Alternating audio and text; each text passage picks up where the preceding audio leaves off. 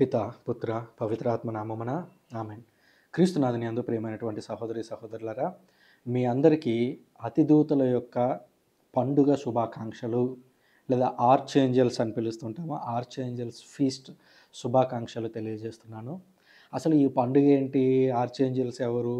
అసలు వీళ్ళు ఏం చేస్తారు అనేటువంటి డౌట్ మీకు వస్తూ ఉంటుంది. దానికి కొద్దిగా వివరణ ఇస్తే బాగుంటుంది అని చెప్పి ఈ వీడియో చేస్తూ ఉన్నాను. మనకి దేవుని యొక్క రెవల్యూషన్ అంటే ఈ స్క్రిప్చర్స్ ద్వారా దేవుడు మనకు తెలియజేసింది ఏంటి అని అంటే, దేవుడు తాను ఈ లోకాన్ని సృష్టించినప్పుడు లేదా మనల్ని అందరినీ సృష్టించినప్పుడు మనకు సహాయం చేయడానికి, అలాగే మనకు దేవునికి మధ్య వారధులుగా ఉండడానికి, అలాగే దేవుని యొక్క పనులను చేయడానికి దేవదూతలను కూడా సృష్టించినట్లుగా మనం బైబిల్ గ్రంథంలో చూస్తాము. అందున ప్రత్యేకించి బైబిల్ గ్రంథంలో ముగ్గురు అతిదూతల యొక్క పేర్లు బైబిల్లో ఉన్నాయి. ఆర్కేంజల్స్ లేదా ఆర్చేంజల్స్ అని పిలుస్తూ ఉంటారు. వారిలో ముగ్గురిలో 7 మంది ఉన్నట్టుగా యూదా కల్చర్ చెప్తూ ఉంది. అయితే బైబిల్ గ్రంథంలో మాత్రం ముగ్గురు పేర్లు వెల్లడి చేయబడ్డాయి. ఆ 3 ఏవి అనగా, ఒకటి గాబ్రియేలు దేవదూత మనందరికీ బాగా తెలుసు, మిఖాయేలు దేవదూత మనకు బాగా తెలుసు, అలాగే రఫాయేలు దేవదూత మనకి బాగా తెలుసు. సో ఒక్కసారి ఈ ముగ్గురు దేవదూతలు ఏం చేశారు, మరి వీరి నుంచి మనం నేర్చుకోవాల్సింది ఏంటి, మనకు వీరు ఏ విధంగా సహకారం అందిస్తారు అనేటువంటి అంశాల గురించి కొద్దిగా లోతుగా తెలుసుకోవడానికి ప్రయత్నం చేద్దాం. మొదటగా సెప్టెంబర్ 29వ తేదీన ప్రపంచవ్యాప్తంగా కథోలిక శ్రీ సభ ఈ పండుగను చేస్తుంది.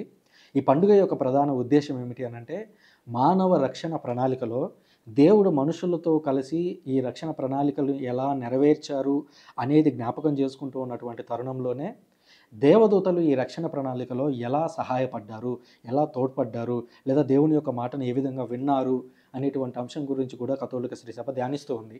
ఈ ఆర్కేంజల్స్ ఎవరైతే ఉన్నారో వారి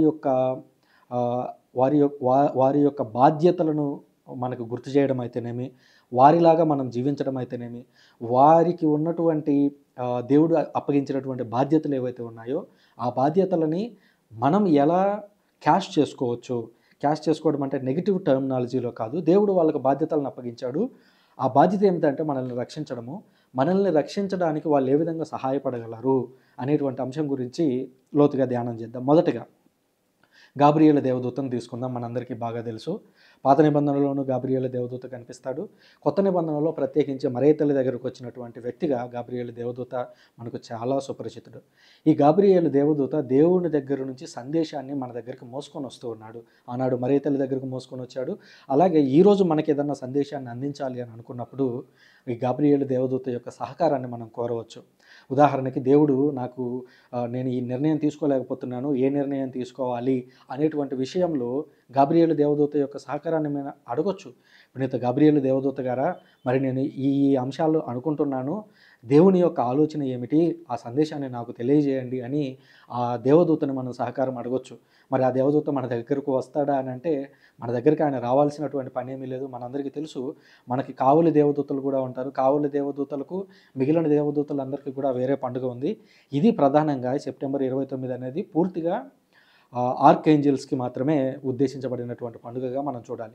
ఇప్పుడు గాబ్రియేలు దేవదూత ద్వారా ఏదన్నా సందేశం పంపిస్తే మరియ తల్లి లాగా మనకు ప్రతిసారి గాబ్రియేలు దేవదూతే వచ్చి చెప్పాల్సిన పనేమీ లేదు. బదులుగా మనకి వ్యక్తిగతంగా దేవదూతలు ఉంటారు అని కథోలిక శ్రీ సభ బోధిస్తూ ఉంది. వ్యక్తిగతంగా ఉండేటువంటి దేవదూతలను మనం సహాయ దేవదూతలు అని పిలుస్తూ ఉంటాము. మనకు వాళ్ళు దైనందిన జీవితంలో వాళ్ళు సహకరిస్తూ ఉంటారు. సైతాను యొక్క శక్తుల నుంచి మనల్ని ప్రతిరోజు ప్రతినిత్యం మనల్ని కాపాడుతూ ఉంటారు. బహుశా మన కళ్ళకు కనిపించకపోవచ్చు, కానీ మన చుట్టూ మన యొక్క గార్డియన్ ఏంజల్స్ అని పిలుస్తూ ఉంటాం. ఆ గార్డియన్ ఏంజల్స్ మన చుట్టూ ఉంటారు. కావలి సన్మనస్కులు అని పిలుస్తూ ఉంటాం. ఆ కావలి సన్మనస్కుల యొక్క ప్రార్థన సహకారాన్ని కూడా మనం కోరవచ్చు.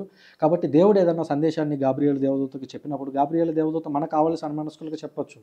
మన కావలి సన్మనస్కులు ఏదో ఒక రూపంలో ఆ సందేశాన్ని మనకు తెలియజేస్తారు. అది బైబిల్ గ్రంథంలో ఏదో ఒక రీడింగ్ చదవడం ద్వారానా, లేదా మీ చేత ఏదో ఒక వీడియో ఓపెన్ చేయించి ఆ వీడియోలో సందేశాన్ని వినిపింపజేయడం ద్వారానా, లేదా వేరే వ్యక్తులను ప్రేరేపించి వారి ద్వారా మీకు సందేశాన్ని అందజేయడం ద్వారానా, ఏదో ఒక రూపంలో కావలి దేవదూతలు మనకి సమాచారాన్ని అందిస్తారు. కాబట్టి అలా సహాయం అందించడానికి మనము గాబ్రియేలు దేవదూత సహకారాన్ని కోరవచ్చు. ఇకపోతే రెండవ దేవదూత మనందరికీ తెలుసు, మిఖాయేలు దేవదూత.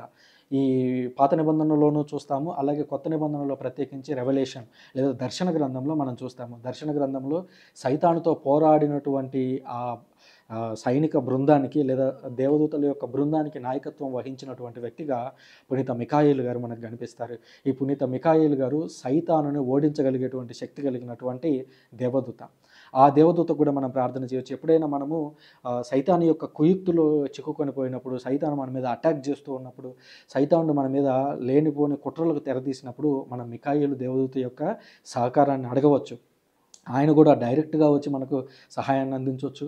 లేదా మన దేవదూతలకి, మన కావలి దేవదూతలకి, కావలి సన్మనస్కులకి విషయాన్ని తెలియజేసి మనల్ని రక్షించేటువంటి అవకాశం ఉంటుంది. కాబట్టి దాన్ని కూడా పరిగణలోకి తీసుకోవాలి. ఇకపోతే మూడవది రఫాయేలు దేవదూత. ఈ రఫాయేలు అనేటువంటి దేవదూత ప్రొటెస్టెంట్ సోదరులకు తెలిసి ఉండకపోవచ్చు.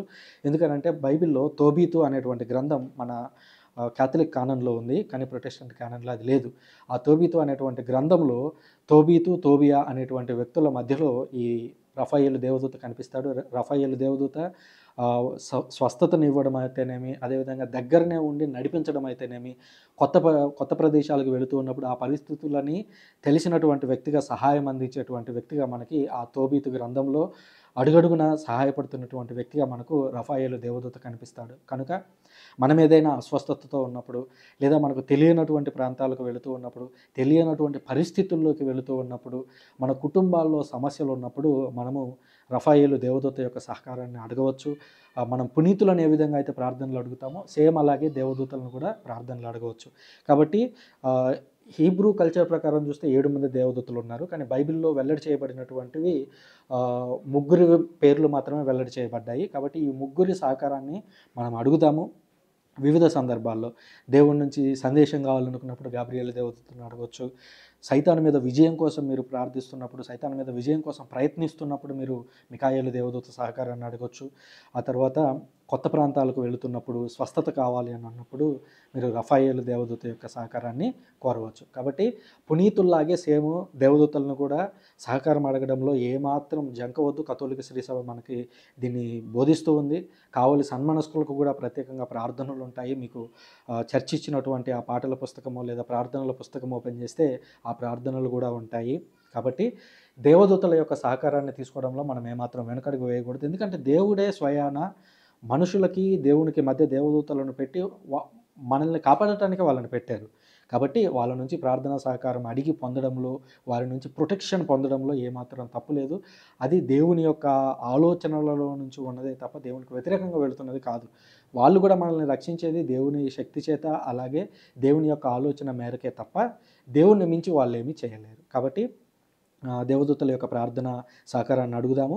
మీకు మరొకసారి పునీత మిఖాయేలు, పునీత గాబ్రియేలు, పునీత రఫాయేలు గారి యొక్క పండుగ శుభాకాంక్షలు. Thank you very much.